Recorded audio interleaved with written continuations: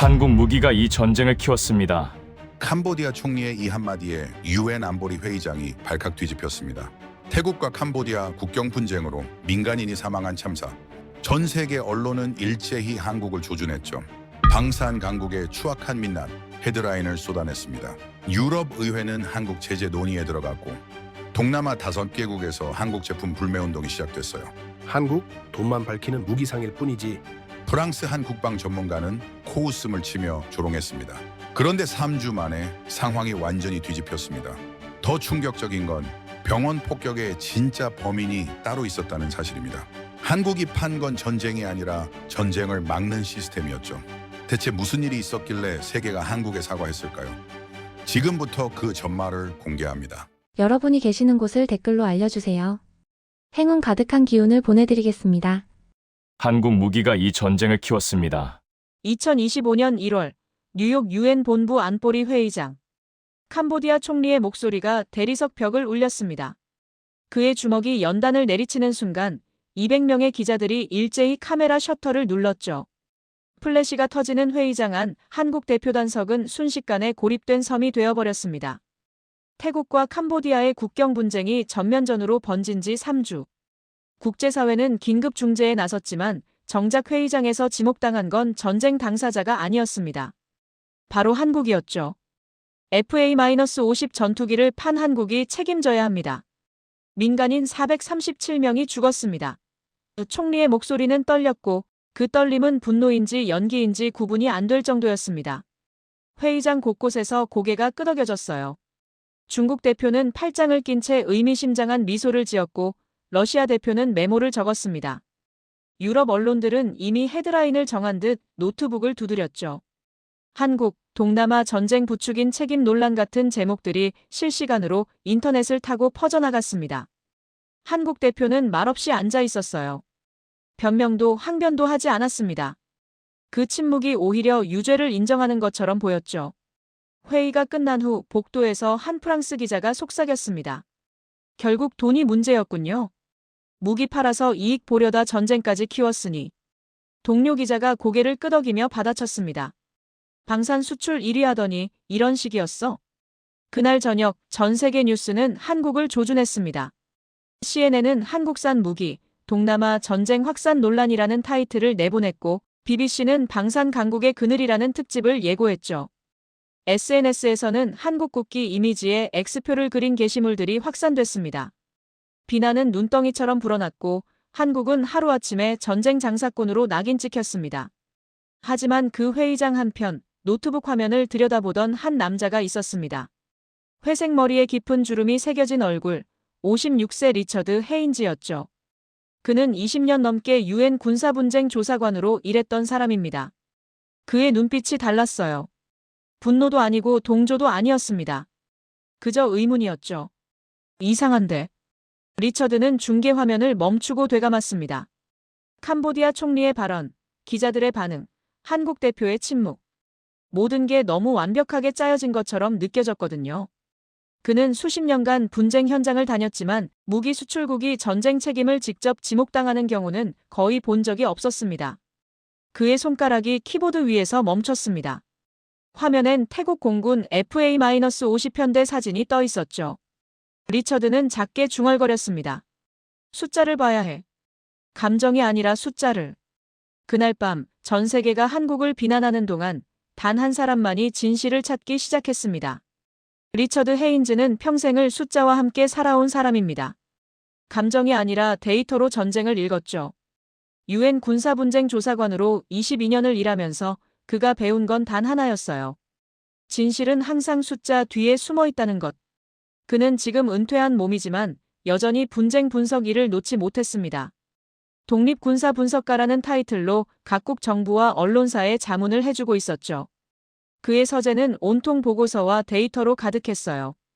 벽면을 채운 파일 캐비닛, 세대의 모니터, 그리고 커피 얼룩이 진 낡은 책상.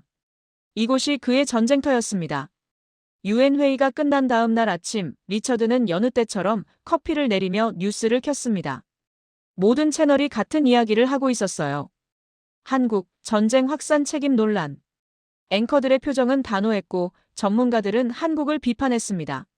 무책임한 무기 수출의 결과다 이윤만 줬다가 이런 일이 벌어진 것 같은 말들이 쏟아졌죠. 리처드는 리모컨을 내려놓고 화면을 응시했습니다. 그의 눈썹이 서서히 좁혀졌어요. 뭔가 이상했거든요. 그는 혼잣말처럼 중얼거렸습니다.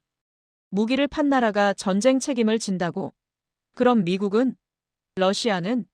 중국은? 말이 안 됐어요. 무기 거래는 국제사회에서 일상이었고 수출국이 사용 책임까지 지는 경우는 거의 없었습니다. 그는 노트북을 열었습니다.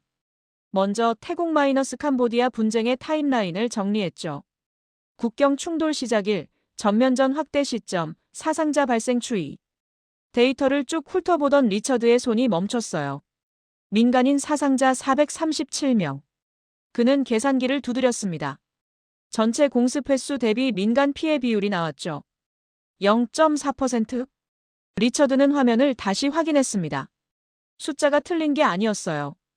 태국 공군이 도심 지역을 300회 넘게 폭격했는데 민간인 피해가 0.4%밖에 안 된다는 건 말이 안 됐습니다. 현대 전쟁사에서 도심 폭격의 민간 피해율은 보통 15%에서 30% 사이거든요. 시리아 내전 때는 40%를 넘었고 예멘에서는 50%까지 치솟았죠. 그런데 0.4%라니. 리처드는 등받이에 몸을 기댔습니다.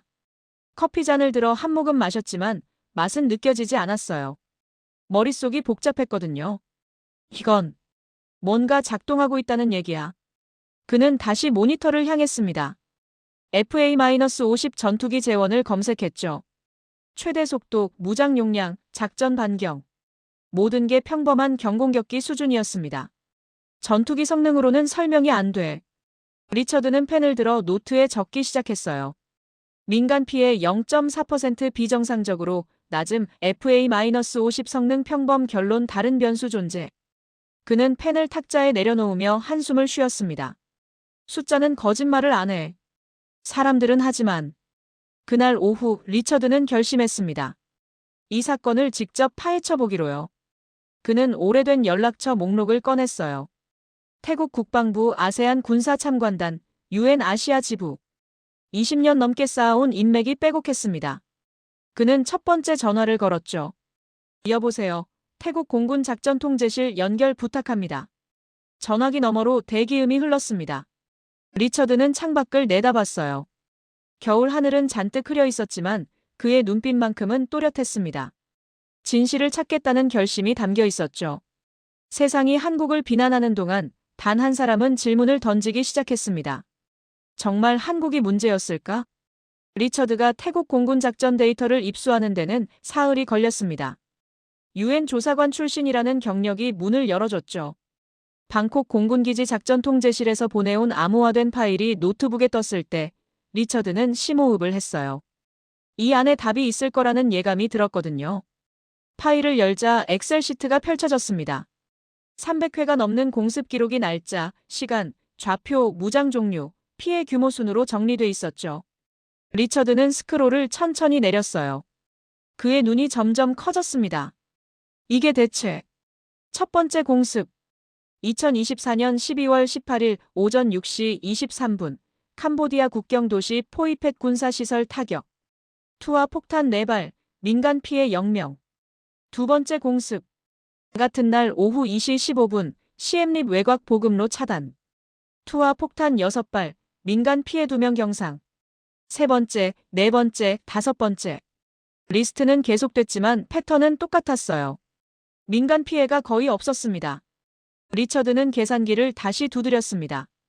총 공습 318회, 투하 탄약 1847발, 군사 목표물 파괴율 94.7%, 민간 사상자 437명. 그는 펜으로 종이에 적었죠. 도심 폭격 포함 피해율 0.4% 불가능한 수치. 현대 전쟁에서 도심 지역 공습은 필연적으로 민간 피해를 동반합니다. 아무리 정밀 폭격이라 해도 15%는 기본이었어요. 2003년 이라크 전쟁 때 미군의 정밀 폭격 민간 피해율이 18%였고 그것도 당시엔 혁신적이라고 평가받았거든요. 그런데 태국 공군이 0.4%라니 이건 상식을 벗어난 수치였습니다. 리처드는 파일을 더 깊이 파고들었어요. 공습별 상세 보고서를 열었죠. 그중 한 건이 눈에 띄었습니다. 2024년 12월 29일 푸놈펜 외곽 탄약고 공습건이었어요. 목표물은 도심에서 불과 800m 떨어진 곳이었고 주변엔 아파트 단지가 있었습니다. 보고서를 읽던 리처드의 손이 멈췄죠. 공습 취소 12회, 재조정 8회, 최종 실행 1회. 같은 목표물을 21번이나 검토했다는 뜻이었습니다. 보고서엔 취소 사유가 적혀 있었어요. 민간인 대피 시간 부족 기상 조건 불량 조종사 피로도 초과 주변 건물 안전거리 미확보. 리처드는 고개를 갸웃했습니다. 조종사 피로도까지 체크한다고? 일반적인 공군 작전에서 조종사 컨디션은 물론 중요하지만 작전 취소 사유로 공식 기록되는 경우는 드뭅니다. 그런데 태국 공군은 이걸 시스템화했더군요. 리처드는 다른 보고서들도 확인했어요. 모든 공습마다 똑같은 패턴이 반복됐습니다. 민간인 위치 확인, 대피 시간 계산, 날씨 분석, 조종사 상태 점검, 주변 건물 구조 검토. 이건 단순한 전투기 성능이 아니야. 리처드는 의자에서 일어나 창가로 갔습니다. 밖은 어두워지고 있었어요. 그는 유리창에 비친 자신의 얼굴을 봤죠. 주름진 이마, 회색 머리, 피곤한 눈. 하지만 그 눈엔 확신이 담겨 있었습니다. 뭔가 작동하고 있어. FA-50만의 문제가 아니라 시스템의 문제야. 그는 다시 책상으로 돌아와 노트북을 열었습니다. 이메일 창을 띄우고 태국 공군 작전 통제실 담당자에게 메일을 썼죠. 추가 자료 요청 FA-50 작전 시스템 매뉴얼 및 교육 과정. 전송 버튼을 누르는 그의 손끝이 약간 떨렸어요. 이 숫자들이 의미하는 건 단 하나였습니다. 한국이 판 건 전투기가 아니라 전쟁을 통제하는 방법이었다는 것. 리처드가 데이터를 분석하는 동안 세상은 정반대 방향으로 달려가고 있었습니다. 국제 언론은 연일 한국을 조준했죠. CNN 앵커는 단호한 표정으로 말했어요. 한국의 무분별한 무기 수출이 동남아시아를 전쟁터로 만들었습니다. 화면엔 폭격당한 건물 잔해와 울부짖는 유가족들이 교차로 나왔습니다. BBC는 더 공격적이었어요. 방산 강국의 어두운 그림자라는 제목의 특집 다큐를 예고했죠. 예고편엔 FA-50 전투기가 이륙하는 장면과 함께 내레이션이 깔렸습니다. 한국은 경제 성장을 위해 무기를 팔았고 그 대가는 무고한 시민들의 목숨이었습니다. 소셜미디어는 더 가혹했습니다. 트위터에선 해시태그 한국전쟁장사꾼 해시태그가 트렌드 1위에 올랐어요. 돈만 밝히는 나라 양심도 없냐, 무기상 국가 같은 댓글이 수만 개씩 달렸죠. 한 유명 인플루언서는 한국 국기를 찢는 퍼포먼스 영상을 올렸고 24시간 만에 조회수 500만을 넘겼습니다. 유럽 의회에서도 목소리가 나왔어요. 프랑스 의원이 발언대에 섰습니다. 우리는 한국의 무책임한 무기 수출에 대해 강력히 규탄해야 합니다. EU 차원의 제재 논의가 필요합니다. 박수가 터져나왔죠. 독일 의원도 거들었어요. 방산 수출에는 윤리적 책임이 따릅니다. 한국은 그 책임을 져버렸습니다. 한국 정부는 곤혹스러웠습니다. 청와대 브리핑룸에서 대변인이 입장을 발표했죠. 우리 정부는 모든 방산 수출을 국제법과 규정에 따라 진행했으며 사용국의 작전에 대한 책임은 해당 국가에 있습니다. 목소리는 차분했지만 설득력은 없어 보였어요. 기자들의 질문이 쏟아졌습니다. 민간인이 400명 넘게 죽었는데 책임이 없다는 겁니까? 돈 벌려고 무기 팔고나 몰라라 하는 겁니까? 대변인은 같은 답변을 반복했습니다. 국제규범에 따라 적법하게 진행됐습니다. 하지만 그 말은 변명처럼 들렸고 한국의 침묵은 오히려 유죄를 인정하는 것처럼 받아들여졌죠. 여론은 악화일로였습니다. 한국 제품 불매 운동이 동남아시아 곳곳에서 일어났어요. 방콕의 한 대형마트 앞에선 시위대가 삼성 TV를 망치로 부수는 퍼포먼스를 벌였습니다. 싱가포르에선 현대자동차 매장 유리창이 깨졌죠. 자카르타 공항에선 한국행 항공편 승객이 30%나 줄었습니다. 국제 신용평가사들도 움직였어요. 무디스는 한국 방산 기업들의 국제적 신뢰도 하락 가능성을 경고했고 S&P는 정치적 리스크 증가를 언급했습니다. 한국 방산 주식은 일주일 만에 평균 15% 폭락했죠. 리처드는 이 모든 뉴스를 지켜봤습니다. 호텔방 TV를 켜면 한국 비난이었고 노트북을 열면 악플이었어요. 그는 리모컨을 내려놓고 한숨을 쉬었죠. 다들 숫자는 안 보고 감정만 보는구나. 그의 노트북엔 여전히 0.4%라는 숫자가 떠 있었습니다. 하지만 아무도 그 숫자에 관심이 없었어요. 세상은 이미 결론을 내렸고 한국은 유죄였습니다. 리처드는 잠긴 목소리로 중얼거렸습니다. 진실을 찾으려면 현장에 가야 해. 리처드는 방콕행 비행기 티켓을 예매하며 스스로에게 물었습니다. 내가 지금 뭘 하는 거지? 56세의 나이에 은퇴한 몸으로 세계가 이미 결론 내린 사건을 뒤집으려 한다는 게 합리적일까요?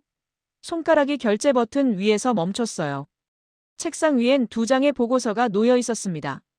하나는 캄보디아 정부가 발표한 한국 무기로 인한 피해 조사 보고서였죠. 437명의 사망자 명단, 파괴된 건물 사진, 울부짖는 유가족 인터뷰. 모든 게 한국을 가리키고 있었습니다. 다른 하나는 리처드가 직접 작성한 태국 공군 공습 데이터 분석 메모였어요. 민간 피해율 0.4%, 21번의 재검토, 시스템화된 안전 절차. 숫자는 정반대를 말하고 있었죠. 리처드는 두 보고서를 번갈아 봤습니다. 하나는 거짓말을 하고 있어. 문제는 어느 쪽인가? 그는 창밖을 내다봤어요. 뉴욕의 겨울 하늘은 무겁게 내려앉아 있었습니다. 핸드폰이 울렸어요. 오래된 동료 제임스였죠. UN 아시아 지부에서 일하는 친구였습니다. 리처드, 자네 태국 가려고? 미쳤나? 목소리에 걱정이 묻어났어요. 지금 그쪽은 전쟁터야. 게다가 한국 편든다는 소문이라도 나면 자네 경력에 먹칠이야. 리처드는 잠시 말이 없었습니다. 제임스 말이 맞았어요. 세계 여론이 한국을 비난하는 상황에서 반대 주장을 펼치는 건 경력 자살이나 마찬가지였죠. 나도 알아. 리처드가 대답했습니다. 하지만 숫자가 이상해. 0.4%라는 민간 피해율은 숫자? 제임스가 끊어 말했어요. 지금 400명 넘게 죽었는데 숫자 타령이야? 리처드, 자네답지 않아. 때론 현실을 받아들여야 해. 한국이 실수한 거야. 그냥 인정하고 넘어가. 전화가 끊겼습니다. 리처드는 핸드폰을 내려다봤죠. 화면엔 제임스의 이름이 사라지고 있었어요. 그는 깊게 숨을 들이쉬었습니다. 현실을 받아들이라고? 리처드는 자리에서 일어나 서재를 천천히 걸었습니다. 벽면엔 그가 조사했던 분쟁들의 지도가 걸려 있었어요. 보스니아, 르완다, 시리아, 예멘. 모든 곳에서 그는 진실을 찾았습니다. 때론 정부가 숨긴 진실을, 때론 언론이 왜곡한 진실을 밝혀냈죠. 22년 동안 내가 뭘 배웠지? 그의 손이 시리아 지도 위에 멈췄습니다. 2016년 알레포 폭격 사건이 떠올랐어요. 당시 모든 언론이 러시아를 비난했지만 리처드는 데이터를 파고들었습니다. 그리고 실제 민간시설 폭격의 30%가 반군 측 5인 사격이었다는 걸 밝혀냈죠. 진실은 언제나 숫자 뒤에 있었습니다. 리처드는 다시 책상으로 돌아왔어요. 노트북 화면에 0.4%라는 숫자가 그를 바라보고 있었죠. 믿을 것인가, 의심할 것인가? 그는 스스로에게 물었습니다. 세상이 믿는 걸 따를 것인가, 숫자가 말하는 걸 따를 것인가? 마우스 커서가 결제 버튼으로 움직였습니다. 클릭. 방콕행 티켓이 예매됐어요. 출발은 내일 오전 11시. 리처드는 화면을 보며 작게 웃었습니다. 난 숫자를 믿어. 사람들은 때때로 거짓말을 하지만 숫자는 절대 거짓말을 안 하거든. 그는 가방을 꺼내 짐을 싸기 시작했습니다. 노트북, 녹음기, 카메라, 그리고 두꺼운 파일 몇 권. 진실을 찾기 위한 도구들이었죠. 창밖으로 눈이 내리기 시작했습니다. 하얀 눈송이들이 조용히 쌓여갔어요. 리처드는 창가에 서서 그 눈을 바라봤습니다. 진실은 현장에 있어.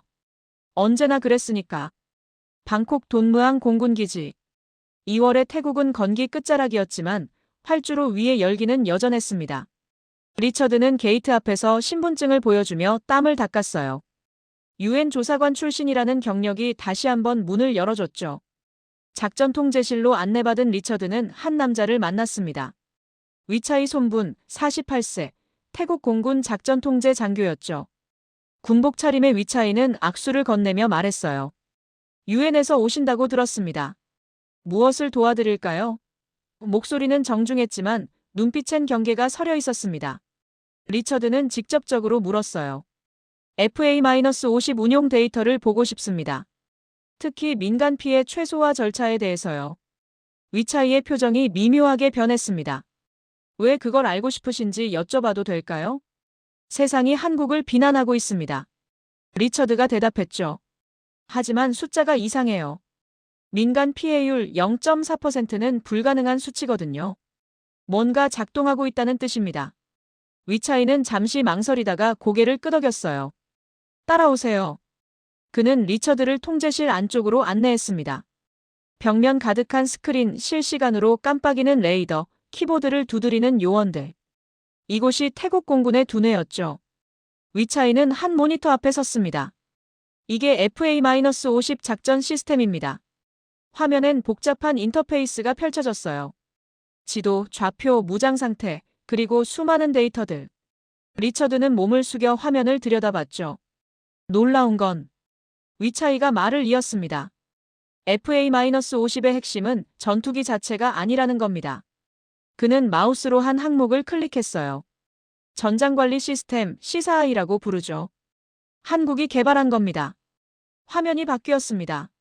3D 지형도 위에 수많은 정보가 겹쳐 표시됐어요. 건물 구조, 민간인 위치, 대피소 좌표, 실시간 인구 밀도. 위차이가 설명했습니다. 조종사가 목표물을 설정하면 시스템이 자동으로 계산합니다. 민간인이 몇 명 있는지, 대피 시간은 얼마나 필요한지, 폭발 반경은 어디까지인지. 리처드의 눈이 커졌어요. 자동으로요? 네. 위차이가 다른 화면을 띄웠습니다. 여기 보세요. 12월 29일 푸놈펜 외곽 탄약고 공습건입니다. 화면엔 목표물 주변 상황이 상세히 나타났어요. 시스템이 21번 재검토했습니다. 민간인 대피가 완료될 때까지 공격을 보류한 거죠. 21번이요? 위차이는 고개를 끄덕였습니다. 시스템은 조종사에게 질문을 던집니다. 지금 공격해도 안전한가? 만약 안전 조건이 충족되지 않으면 빨간 불이 켜지고 공격이 차단됩니다. 리처드는 숨이 막혔어요. 이건 단순한 무기가 아니었습니다. 조종사가 원해도 공격을 못한다는 겁니까? 정확합니다.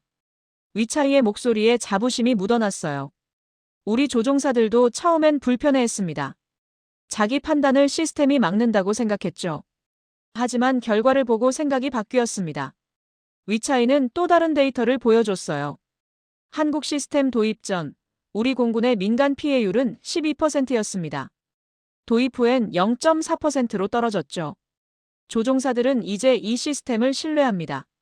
자기 양심을 대신 지켜주는 파트너라고 생각해요. 리처드는 의자에 앉았습니다. 다리에 힘이 풀렸거든요. 이건 전투기를 판 게 아니라.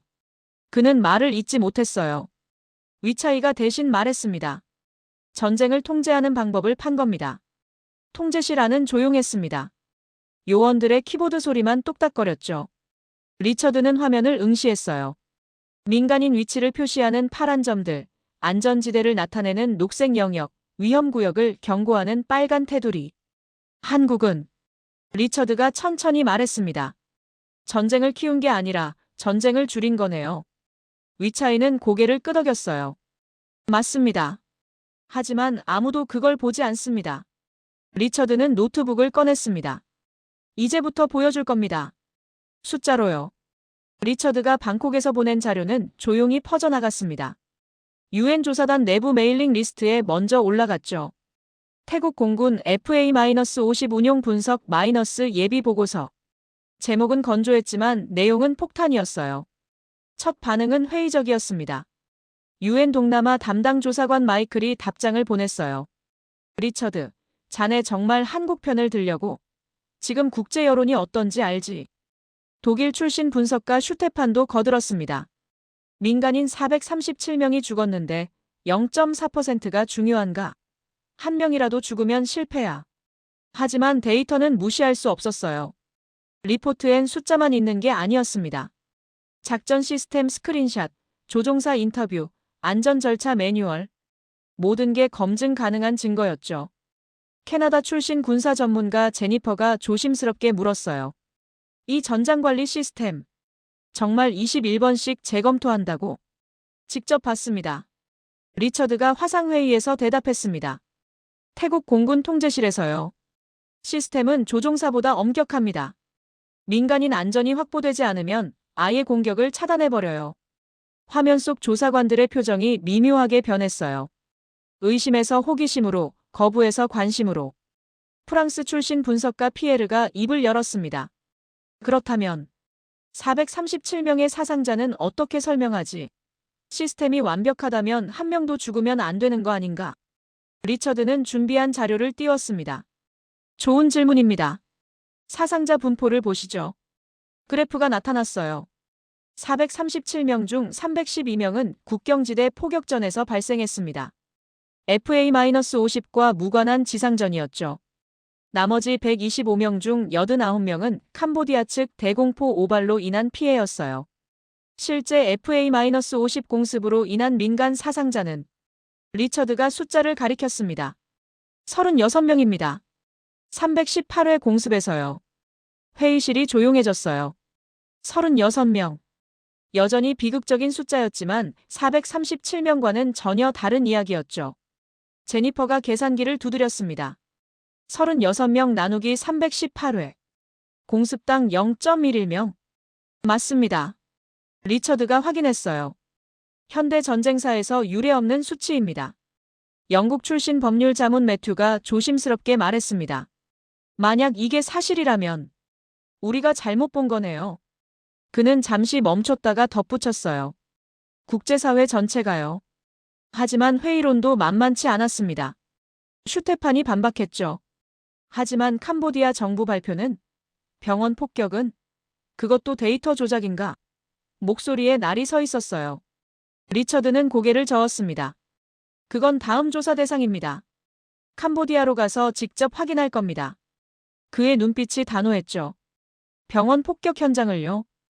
회의가 끝난 후 몇몇 언론이 움직이기 시작했습니다. 로이터 통신 아시아 특파원이 리처드에게 연락했어요. 유엔 내부에서 한국 무기에 대한 재평가가 시작됐다던데 사실입니까? 리처드는 신중하게 답했습니다. 조사 중입니다. 곧 결과가 나올 겁니다. 작은 균열이 생기기 시작했어요. 절대적이던 비난의 목소리에 의문부호가 붙었죠. 한 싱가포르 일간지는 사설에서 이렇게 썼습니다. 한국 비난 이전에 우리는 정말 사실을 확인했는가? 리처드는 호텔방에서 그 기사를 읽었습니다. 작은 변화였지만 시작이었죠. 시선이 바뀌고 있어. 그는 노트북을 덮으며 중얼거렸습니다. 이제 결정타가 필요해. 창밖으로 방콕의 밤거리가 반짝였어요. 다음 목적지는 이미 정해져 있었습니다. 캄보디아, 프놈펜. 병원 폭격의 진실이 기다리는 곳. 프놈펜 외곽, 폭격당한 병원 잔해. 2월에 캄보디아는 무더웠지만 리처드의 등골엔 오싹함이 흘렀습니다. 무너진 병동, 깨진 유리창, 검게 그을린 벽. 이곳에서 23명이 죽었죠. 캄보디아 정부는 이를 태국 공군 FA-50의 만행이라고 발표했었어요. 리처드는 현장 보존 테이프를 넘어 천천히 걸었습니다. 발밑에서 잔해가 부서지는 소리가 났어요. 그는 무릎을 꿇고 파편 하나를 집어들었죠. 금속 조각이었습니다. 길이 약 15cm, 폭 3cm. 가장자리가 불규칙하게 찢어져 있었어요. 이상한데. 리처드는 파편을 자세히 관찰했습니다. 항공폭탄 파편이라면 폭발 중심부에서 방사형으로 튀어나간 흔적이 있어야 해요. 하지만 이 파편은 달랐죠. 표면에 미세한 홈이 파여 있었고 한쪽 끝이 녹아 있었습니다. 리처드는 사진을 찍고 비닐봉지에 넣었어요. 건물 2층 잔해로 올라갔습니다. 폭발 지점으로 추정되는 곳이었죠. 천장이 뚫려 있었고 바닥엔 깊은 구멍이 패여 있었어요. 리처드는 구멍 주변을 살폈습니다. 폭발 패턴을 확인하기 위해서였죠. 위에서 아래로. 일반적인 항공폭탄이라면 폭발력이 사방으로 퍼져야 합니다. 하지만 이 현장은 수직 관통 형태였어요. 마치 뚫고 들어간 것처럼. 리처드는 줄자를 꺼내 구멍 직경을 쟀습니다. 42cm. 500파운드 폭탄 구경보다 훨씬 작았죠. 그는 가방에서 태블릿을 꺼냈어요. 저장해둔 무기 데이터베이스를 열었습니다. FA-52 사용하는 폭탄 종류를 검색했죠. 마크 82, 500파운드급 자유낙하 폭탄. 폭발 구경은 최소 80cm 이상이었습니다. 안 맞아. 리처드는 다시 파편들을 모았어요. 총 7개를 수거했습니다.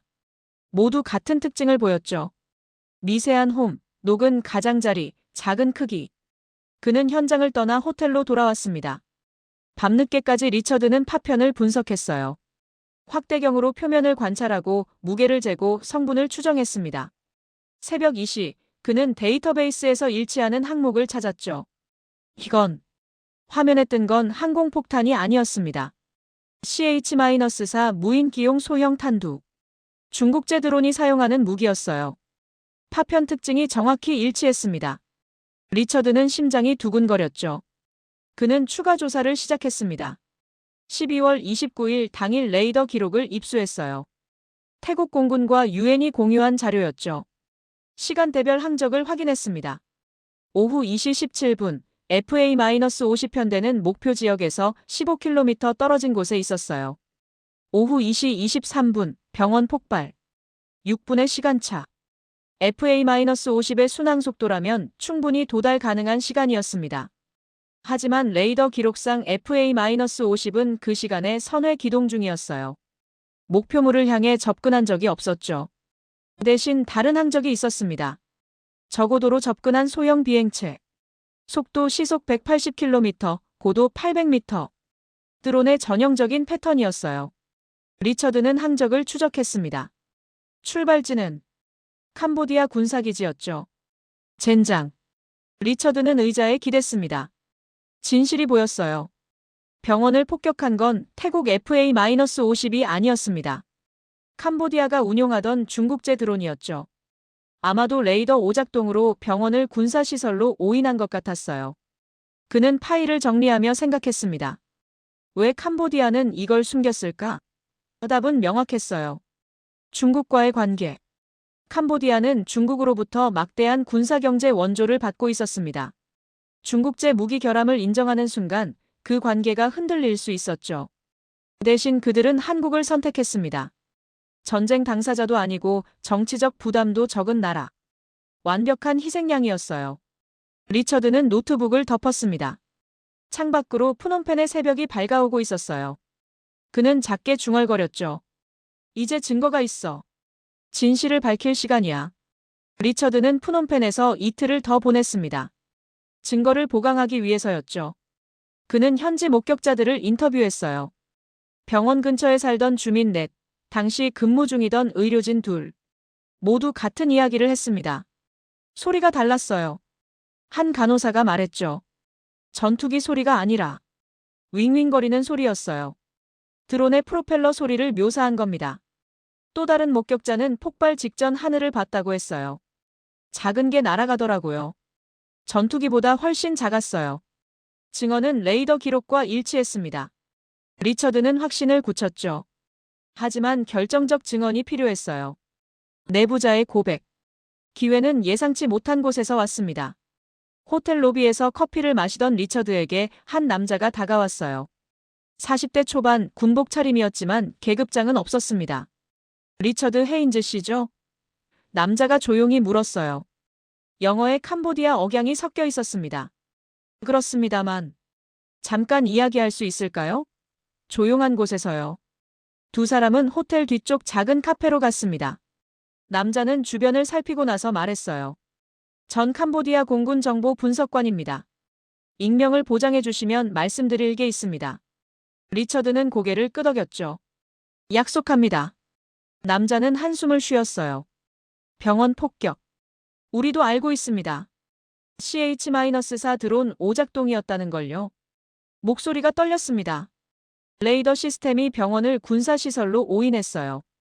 중국제 식별 소프트웨어 버그였죠. 왜 숨겼습니까? 정치입니다. 남자가 쓴웃음을 지었어요. 중국은 우리 최대 원조국이에요. 매년 20억 달러가 넘는 돈이 들어옵니다. 중국제 무기 결함을 공개하는 순간 그 돈이 끊겨요. 리처드는 녹음기를 꺼냈습니다. 녹음해도 될까요? 당신 목소리는 변조하겠습니다. 남자는 잠시 망설이다 고개를 끄덕였어요. 녹음이 시작됐죠. 12월 29일 오후 2시 CH-4 드론이 자동 모드로 순찰 중이었습니다. 목표는 국경지대 보급로 감시였어요. 그런데 레이더가 병원 건물을 탄약고로 오판했습니다. 금속 구조물 때문이었죠. 조종사는 모르고 공격했습니까? 네. 시스템이 승인 필요 신호를 보냈고 당직 장교가 확인도 없이 승인했어요. 3분 후 병원이 폭격됐습니다. 남자의 목소리가 가라앉았어요. 우린 곧바로 알았어요. 레이더 로그를 보니 명백한 오류였거든요. 그런데 왜 한국을 비난했습니까? 남자는 고개를 떨궜습니다. 총리 측근 소파 찬다라 국방고문이 지시했어요. 중국을 건드릴 순 없다. 대신 한국을 지목하라고요. 한국은 전쟁 당사자도 아니고 우리와 직접적 이해관계도 없으니까요. 리처드는 주먹을 쥐었습니다. 분노가 치밀었어요. 무고한 나라를 희생양으로 삼은 겁니까? 죄송합니다. 남자가 말했죠. 전 그게 옳다고 생각하지 않았어요. 그래서 이렇게 나온 겁니다. 진실은 언젠가 밝혀져야 하니까요. 녹음이 끝났습니다. 리처드는 파일을 암호화해서 저장했어요. 남자는 일어서며 말했습니다. 이 녹음이 공개되면 전 끝장입니다. 하지만 상관없어요. 23명이 죽었는데 거짓말로 덮는 건 군인으로서 할 짓이 아니거든요. 남자는 떠났습니다. 리처드는 혼자 앉아 커피를 마셨어요. 식은 커피는 썼지만 그는 개의치 않았습니다. 그의 손엔 결정적 증거가 있었죠. 이제 끝이야. 리처드는 중얼거렸습니다. 거짓말의 끝. 그는 노트북을 열어 보고서를 작성하기 시작했어요. 제목은 간단했습니다. 푸놈펜 병원 폭격 사건 재조사 마이너스 중국제 드론 오작동 증거. 키보드 소리만이 조용한 카페에 울렸습니다. 리처드의 중간 보고서가 UN 내부망에 올라간 건 2월 15일이었습니다. 반응은 즉각적이었죠. 하지만 예상과 달랐어요. 지지보다 공격이 더 많았습니다. 가장 먼저 움직인 건 캄보디아 정부였어요. 외교부 대변인이 긴급 브리핑을 열었습니다. 리처드 헤인즈라는 자칭 분석가가 근거 없는 주장으로 우리 정부를 모욕하고 있습니다. 목소리는 단호했죠. 그는 편향된 조사로 한국을 옹호하려는 것이며 우리는 법적 대응을 검토 중입니다. 중국도 가세했어요. 환구시보는 사설에서 리처드를 서방의 앞잡이로 규정했습니다. 미국과 한국의 방산 카르텔이 책임을 회피하려는 조작이라는 음모론까지 제기했죠. 중국 외교부 대변인도 한마디 거들었어요. 일부 개인의 무책임한 주장에 현혹돼선 안 됩니다. 언론도 양분됐습니다. CNN은 여전히 회의적이었어요. 리처드 헤인즈의 주장, 증거 불충분 제목의 기사를 냈죠. BBC는 더 직접적이었습니다. 은퇴한 조사관의 외로운 싸움, 과연 신빙성 있나? 자극적인 제목이었어요. SNS는 더 가혹했습니다. 리처드의 과거를 파헤치는 글들이 올라왔죠.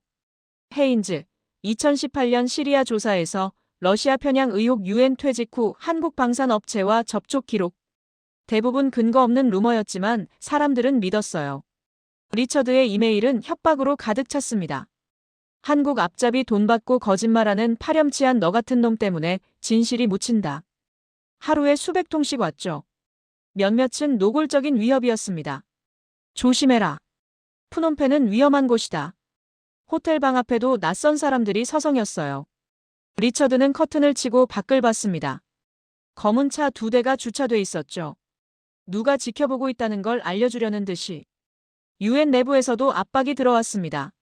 사무총장실에서 연락이 왔어요. 헤인즈 씨, 당신은 더 이상 UN 소속이 아닙니다. 공식 조사에 개입하지 마세요. 정중했지만 경고였죠. 오래된 동료들도 등을 돌렸습니다. 제임스가 전화했어요. 리처드, 이제 그만둬. 자네 경력이 다 무너지고 있어. 누구도 자네 편이 아니야. 목소리엔 걱정보다 짜증이 섞여 있었습니다. 리처드는 호텔방에 홀로 앉아 있었어요. 노트북 화면엔 악플들이 넘쳐났고 핸드폰엔 협박 문자가 쌓여갔습니다. 그는 창밖을 내다봤죠.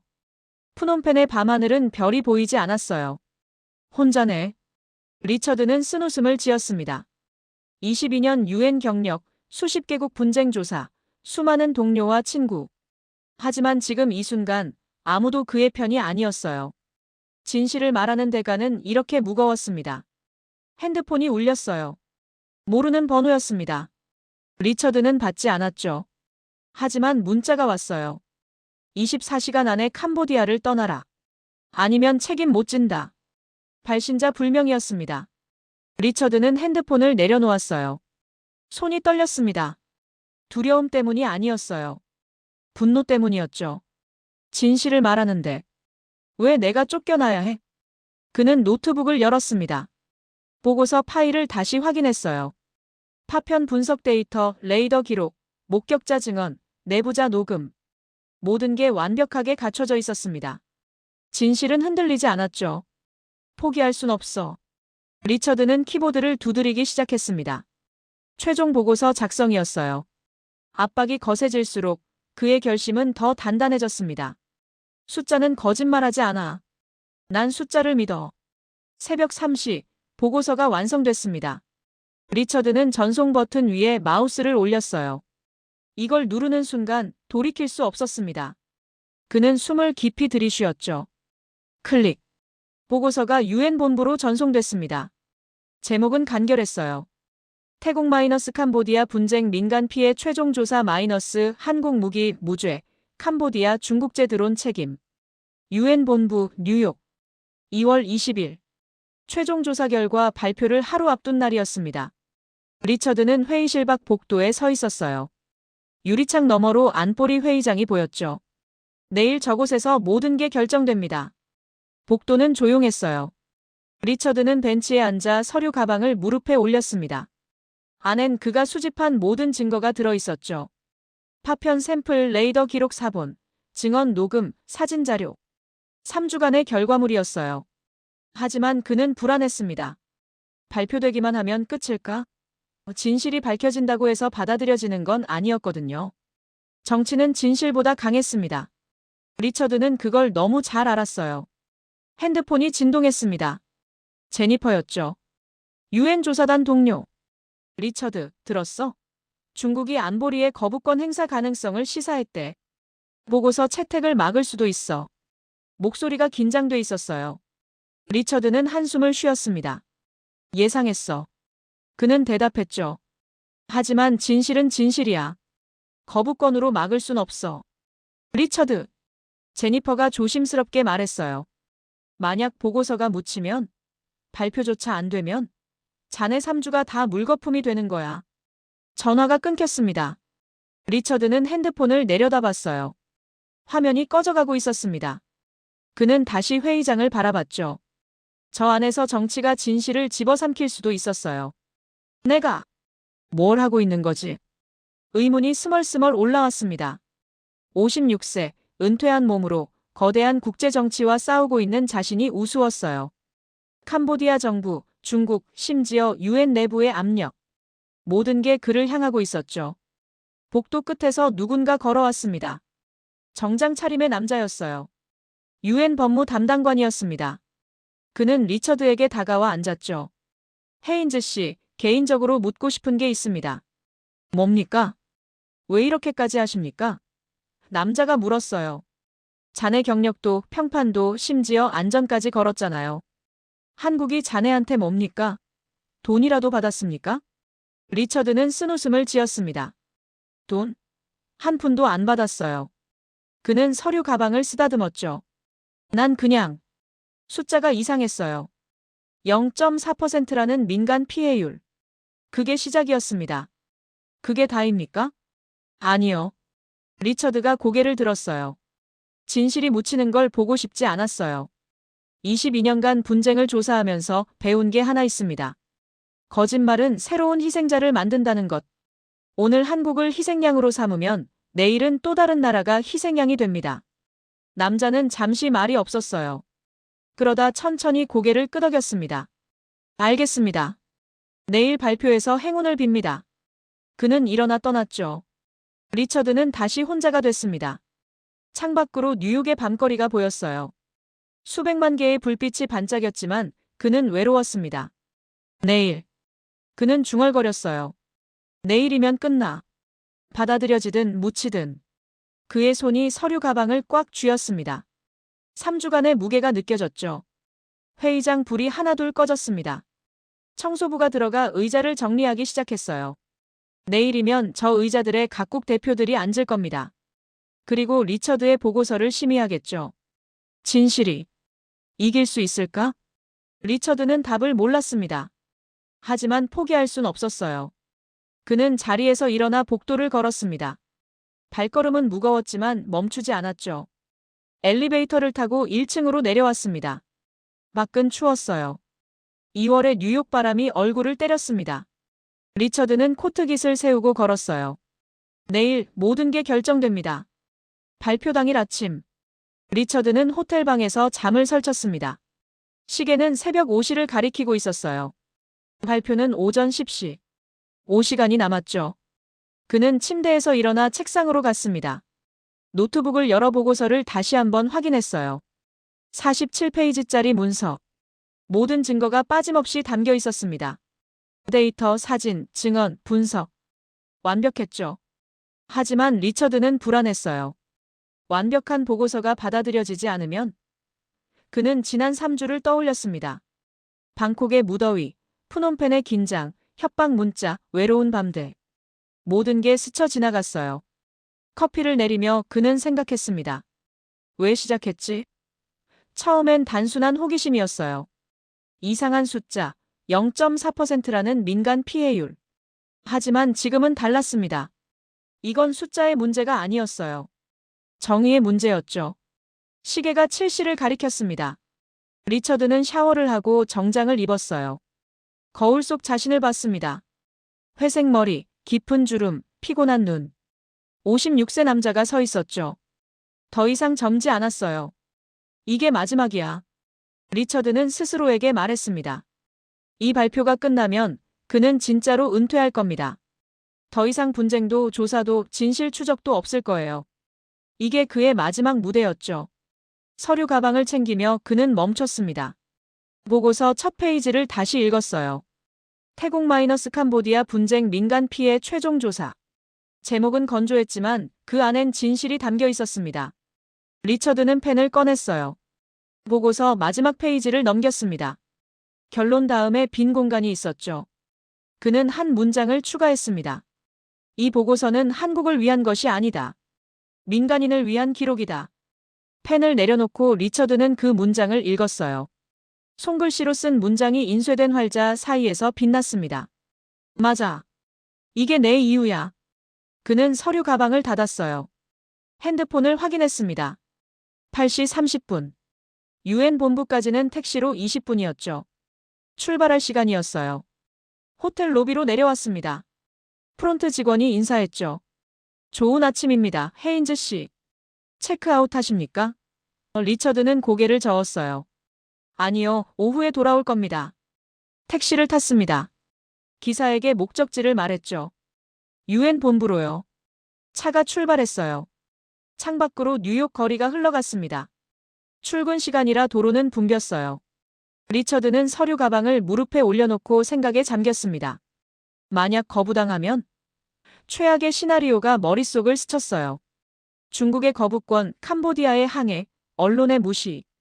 보고서는 묻힐 수도 있었죠. 그래도 상관없어. 리처드는 중얼거렸습니다. 기사가 룸미러로 쳐다봤지만 신경 쓰지 않았어요.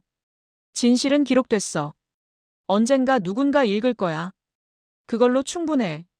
택시가 UN 본부 앞에 멈췄습니다. 리처드는 요금을 지불하고 내렸어요. 빌딩이 우뚝 솟아 있었습니다. 193개국 깃발이 바람에 펄럭였죠. 한국 태극기도 보였어요. 리처드는 깊게 숨을 들이쉬었습니다. 가자. 그는 계단을 올라 입구로 걸어갔어요. 보안 검색대를 통과하고 엘리베이터를 탔습니다. 15층, 안보리 회의장. 문을 열었습니다. 회의장엔 이미 사람들이 모여 있었어요. 각국 대표, UN 관계자, 언론. 모두가 그를 쳐다봤습니다. 리처드는 단상으로 걸어갔죠. 마이크 앞에 섰습니다. 서류 가방을 열어 보고서를 꺼냈어요. 손이 떨렸지만 목소리는 단호했습니다. 지금부터 태국 마이너스 캄보디아 분쟁 민간 피해 최종 조사 결과를 발표하겠습니다. 회의장이 조용해졌습니다.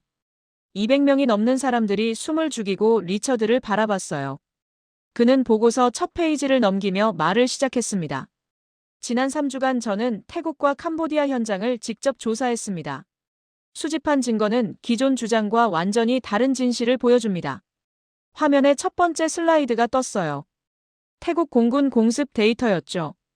태국 공군 FA-50의 공습 318회, 민간 사상자 36명, 공습당 피해율 0.11명. 이는 현대 전쟁사에서 유례없는 낮은 수치입니다.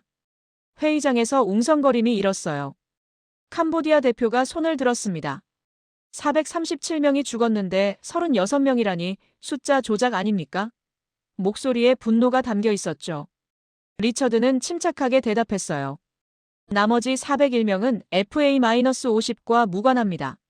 312명은 국경 포격전, 89명은 캄보디아 대공포 오발 피해입니다. 다음 슬라이드가 넘어갔어요. 사상자 분류표였습니다. 거짓말입니다. 캄보디아 대표가 벌떡 일어났어요. 병원 폭격은? 23명이 죽은 건 어떻게 설명합니까? 리처드는 준비된 파일을 열었습니다. 푸놈펜 병원 폭격에 대해 말씀드리겠습니다. 화면에 파편 사진이 떴어요. 현장에서 수거한 파편 7개를 분석한 결과 이는 항공폭탄이 아닌 드론 탄두입니다. 회의장이 술렁였습니다. 리처드는 계속했어요. 구체적으로 CH-4 무인기용 소형 탄두와 일치합니다. 중국제 드론이죠. 파편 확대 사진과 데이터베이스 비교표가 나란히 떴습니다. 중국 대표의 얼굴이 굳었어요. 리처드는 다음 증거를 제시했습니다. 당일 레이더 기록입니다. 오후 2시 23분 병원 폭발 시각에 FA-50은 15km 떨어진 곳에서 선회 중이었습니다. 대신 적어도 소형 비행체가 병원에 접근한 기록이 있습니다. 레이더 항적이 화면에 재생됐어요. 빨간 점이 병원을 향해 움직이다가 폭발 지점에서 사라졌습니다. 출발지는 캄보디아 군사기지입니다. 캄보디아 대표가 외쳤어요. 조작입니다. 그런 기록은. 하지만 말을 잇지 못했습니다. 리처드가 다음 파일을 재생했거든요. 캄보디아 공군 내부 관계자의 증언입니다. 변조된 목소리가 흘러나왔어요. 병원 폭격. 우리도 알고 있습니다. CH-4 드론 오작동이었다는 걸요. 녹음이 3분간 재생됐습니다. 회의장은 숨소리조차 들리지 않을 만큼 조용했어요. 레이더 오류, 자동 승인, 은폐 지시. 모든 게 낱낱이 공개됐습니다. 녹음이 끝났어요. 캄보디아 대표는 창백한 얼굴로 앉아 있었습니다. 중국 대표는 서류를 뒤적였지만 아무 말도 하지 못했죠. 리처드는 마지막 슬라이드를 띄웠습니다. 결론입니다. 태국 공군의 작전은 국제법을 준수했으며 한국 전장관리 시스템은 민간 피해 최소화에 결정적 역할을 했습니다. 반면 캄보디아는 자국 무기 오작동을 은폐하고 한국을 희생양으로 삼았습니다. 회의장이 다시 술렁였어요. 하지만 이번엔 분위기가 달랐습니다. 의심이 아니라 충격이었죠. 프랑스 대표가 손을 들었습니다. 증거의 신빙성을 어떻게 보증합니까? 모든 원본 자료를 제출했습니다. 리처드가 대답했어요. 파편은 독립감정기관에서 재분석 가능하고 레이더 기록은 UN 기술팀이 검증했으며 녹음 파일의 진위는 음성 분석으로 확인됐습니다. 영국 대표가 발언했습니다. 만약 이게 사실이라면 우리는 잘못된 비난을 했습니다. 한국에 사과해야 합니다. 독일 대표도 고개를 끄덕였어요. 의장이 발언권을 요청했습니다. 투표에 붙이겠습니다. 이 보고서를 공식 UN 조사 결과로 채택할지 결정하겠습니다. 전자 투표판이 켜졌어요. 찬성 버튼이 하나둘 켜지기 시작했습니다. 프랑스, 영국, 독일, 일본, 브라질. 숫자가 늘어났죠. 최종 결과. 찬성 12, 반대 1, 기권 2. 채택됐습니다. 의장의 선언과 함께 회의장에 박수가 터졌어요. 리처드는 단상에 서서 그 박수를 들었습니다. 3주간의 여정이 끝나는 순간이었죠. 한국 대표가 다가와 악수를 청했어요. 감사합니다, 헤인즈 씨. 진실을 밝혀주셔서요. 목소리가 떨렸습니다. 리처드는 고개를 끄덕였죠. 제 일이었습니다. 회의장을 나서며 리처드는 창밖을 봤어요. 뉴욕 하늘이 맑게 개어 있었습니다. UN 공식 발표 이후 세계는 빠르게 움직였습니다. 국제 언론의 논조가 180도 바뀌었어요. CNN은 한국, 누명 벗다라는 속보를 냈고 BBC는 전쟁을 통제한 기술, 한국 시스템의 재조명 특집을 방송했습니다. 가장 먼저 움직인 건 미국이었어요. 국방부 대변인이 브리핑에서 말했습니다. 한국의 전장관리 시스템을 면밀히 검토하고 있습니다. 민간 피해 최소화는 현대전의 핵심 과제이며 한국은 그 해법을 제시했습니다. 일주일 후 펜타곤은 한국에 공식 서한을 보냈어요. FA-50 전장관리 시스템의 기술 이전 협상을 요청한 겁니다. 조건은 파격적이었죠. 30억 달러 규모의 공동 개발, 미군 전투기 전체의 한국 시스템 탑재 검토. 나토도 가세했습니다. 브뤼셀 본부에서 긴급 회의가 열렸어요. 28개 회원국 국방장관들이 모였죠. 안건은 하나. 한국형 윤리적 방산 시스템 도입. 독일 국방장관이 발언했습니다. 우리는 전쟁을 키우는 무기가 아니라 전쟁을 제어하는 무기가 필요합니다. 프랑스는 더 구체적이었어요. 라팔 전투기의 한국 시스템을 접목하는 프로젝트를 제안했습니다. 영국은 템페스트 차세대 전투기 개발에 한국을 파트너로 초청했죠. 스웨덴, 폴란드, 스페인도 줄을 섰어요. 아시아 국가들의 반응은 더 뜨거웠습니다. 싱가포르 국방부 장관이 서울을 방문했어요. FA-50 12대 추가 도입과 함께 전장관리 시스템 기술 교육을 요청합니다. 필리핀도 비슷한 제안을 했습니다. 태국 위차이 장교는 방콕 기자회견에서 말했어요. 한국 시스템 덕분에 우리 조종사들은 양심을 지킬 수 있었습니다. 이건 단순한 무기가 아닙니다. 전쟁의 철학입니다. 그의 발언은 동남아시아 전역에 퍼졌죠. 국제방산 전시회에서도 변화가 보였습니다. 2월 말 싱가포르 에어쇼. 한국 부스는 인파로 넘쳐났어요. 각국 군 관계자들이 FA-50 시뮬레이터 앞에 줄을 섰습니다. 그들이 보고 싶어 한 건 미사일 성능이 아니었어요. 민간인 보호 알고리즘이었죠. 한 이탈리아 공군 대령이 시뮬레이터를 체험한 후 말했습니다. 놀랍습니다. 시스템이 저보다 더 신중하게 판단하네요. 옆에 있던 한국 기술자가 대답했어요. 그게 목적입니다. 조종사가 실수하지 않도록 돕는 거죠. 유엔에서는 새로운 논의가 시작됐습니다. 윤리적 방산 국제기준 제정. 한국 시스템을 벤치마크로 삼아 무기 수출 시 민간 보호장치를 의무화하자는 제안이었어요. 캐나다가 주도했고 북유럽 국가들이 지지했습니다. 리처드는 뉴욕의 작은 사무실에서 이 모든 뉴스를 지켜봤어요. 그는 미소를 지었습니다. 시작이네. 그가 중얼거렸죠. 진짜 변화의 시작. 3월 초 한국 정부는 조용히 움직였습니다. 방산 수출 가이드라인에 새로운 조항을 추가했어요. 모든 수출 무기의 민간 피해 최소화 시스템 의무 탑재. 자랑하지 않았습니다. 그냥 했죠. 국제사회는 알아챘어요. 이게 한국의 방식이라는 걸. 떠들지 않고 자랑하지 않고 그냥 실행하는 것. 준비된 국가의 품격이었습니다. 워싱턴 포스트는 사설에서 썼어요. 한국은 비난받을 때도 침묵했고 인정받을 때도 침묵한다. 하지만 그 침묵 속에 묵직한 메시지가 있다. 우리는 준비됐다고. 리처드는 그 기사를 인쇄해서 책상 벽에 붙였습니다. 옆엔 다른 스크랩도 있었어요. 0.4%의 기적 데이터가 밝힌 진실 침묵하는 강국. 모두 한국 이야기였죠. 그는 창밖을 내다봤습니다. 뉴욕의 봄이 오고 있었어요. 나뭇가지에 새싹이 돋아나고 있었습니다. 리처드는 노트북을 열어 마지막 문장을 적었어요. 한국은 전쟁을 팔지 않았다. 평화를 지키는 방법을 보여줬다.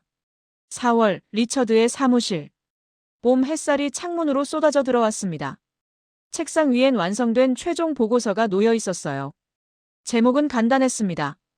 태국 캄보디아 분쟁과 한국 방산의 윤리 데이터가 증명한 진실. 리처드는 마지막 문장을 적고 있었습니다. 키보드를 두드리는 손가락이 천천히 움직였어요. 56세의 손은 더 이상 빠르지 않았지만 정확했습니다. 한국은 전쟁을 키운 나라가 아니었다. 전쟁을 통제한 나라였다. 그들이 판 것은 무기가 아니라 책임이었다. 숫자가 증명했고 진실이 밝혀졌으며 세계가 인정했다. 마침표를 찍었어요. 리처드는 뒤로 기대며 깊게 숨을 쉬었습니다. 4개월의 여정이 끝나는 순간이었죠. 방콕의 무더위, 푸놈펜의 긴장, 유엔 회의장의 침묵. 모든 게 이 한 문장으로 모였습니다. 핸드폰이 울렸어요. 위차이였습니다. 태국 공군 장교. 헤인즈 씨, 들었습니까? 우리 정부가 FA-50 24대를 추가 도입하기로 했어요. 목소리에 흥분이 묻어났죠. 그리고 전장관리 시스템 교육센터를 방콕에 설립한답니다. 동남아 전체 조종사를 교육할 거예요.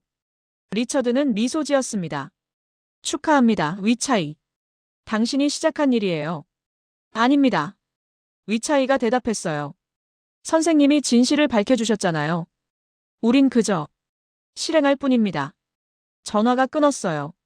리처드는 창밖을 내다봤습니다. 뉴욕의 봄은 완전히 왔더군요. 가로수에 연녹색 잎이 가득했고 사람들은 가벼운 옷차림으로 걸었습니다. 책상 서랍을 열었어요. 안엔 지난 4개월간 모은 자료들이 정리돼 있었습니다. 파편 샘플 사진, 레이더 기록, 증언 녹음, 현장 사진. 리처드는 하나하나 넘겨봤죠. 가장 밑에 한 장의 메모가 있었습니다. 3개월 전 처음 태국 데이터를 봤을 때 적은 거였어요. 민간 피해율 0.4% 마이너스 불가능한 숫자. 뭔가 작동하고 있다. 리처드는 그 메모를 보며 웃었습니다. 작동하고 있었지. 한국의 철학이. 그는 메모를 다시 서랍에 넣고 닫았어요. 이제 끝입니다. 진짜 은퇴할 시간이었죠. 더 이상 분쟁도 조사도 진실 추적도 없을 겁니다. 노트북을 끄려는데 이메일 알림이 떴어요. 발신자는 한국 국방부였습니다. 제목은 감사 인사 및 초청. 리처드는 클릭했죠. 헤인즈 박사님께. 저희 대한민국 국방부는 귀하의 공정한 조사와 진실 규명에 깊은 감사를 표합니다. 5월 서울에서 열리는 국제방산 심포지엄에 기조 연설자로 초청하고 싶습니다. 주제는 윤리적 방산의 미래입니다. 리처드는 잠시 생각했어요. 은퇴하려던 참이었습니다. 하지만 한 번쯤은 가봐야겠네. 그는 중얼거렸죠. 직접 보고 싶어. 그들이 만든 시스템을. 답장을 썼습니다. 초청 감사드립니다. 참석하겠습니다. 전송 버튼을 눌렀어요. 리처드는 의자에서 일어나 창가로 갔습니다. 밖에선 비행기 한 대가 하늘을 가로지르고 있었어요. 흰 비행운이 푸른 하늘에 선명하게 그어졌습니다. 리처드는 그 비행기를 보며 생각했습니다. 저 안에도 누군가 타고 있겠죠. 조종사, 승객들. 그들은 안전을 믿고 하늘을 날아갑니다. 시스템을 믿고요. 한국이 만든 건 그거였어. 리처드가 중얼거렸습니다. 믿을 수 있는 시스템. 조종사가 믿고 민간인이 믿고 세계가 믿을 수 있는 것. 그는 책상으로 돌아와 보고서를 정리했어요. 출판사에 보낼 겁니다. 책으로 나올 거예요. 제목은 이미 정했죠. 0.4%의 진실 마이너스 한국이 증명한 윤리적 방산. 파일을 USB에 저장하고 봉투에 넣었습니다. 우체국에 가서 붙일 겁니다. 그리고 집에 돌아와 짐을 쌀 거예요. 5월 서울행 비행기를 타기 위해서요.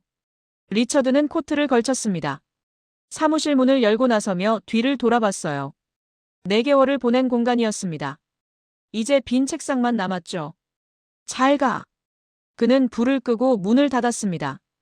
복도를 걸어 엘리베이터를 탔어요. 1층으로 내려가며 그는 생각했습니다. 한국. 어떤 나라일까? 거리로 나왔습니다. 봄바람이 상쾌했어요. 리처드는 걸으며 하늘을 올려다봤습니다. 또 다른 비행기가 지나가고 있었죠. 곧 보게 되겠지. 그는 미소 지으며 걸음을 옮겼습니다. 우체국을 향해서요. 그리고 그 너머 새로운 여행을 향해서. 진실은 끝났지만 이야기는 계속됩니다. 여러분, 이 이야기가 도움이 되셨다면 구독과 좋아요 부탁드립니다. 그리고 댓글로 응원의 한마디 남겨주세요. 여러분의 관심이 대한민국을 지키는 힘이 됩니다. 감사합니다.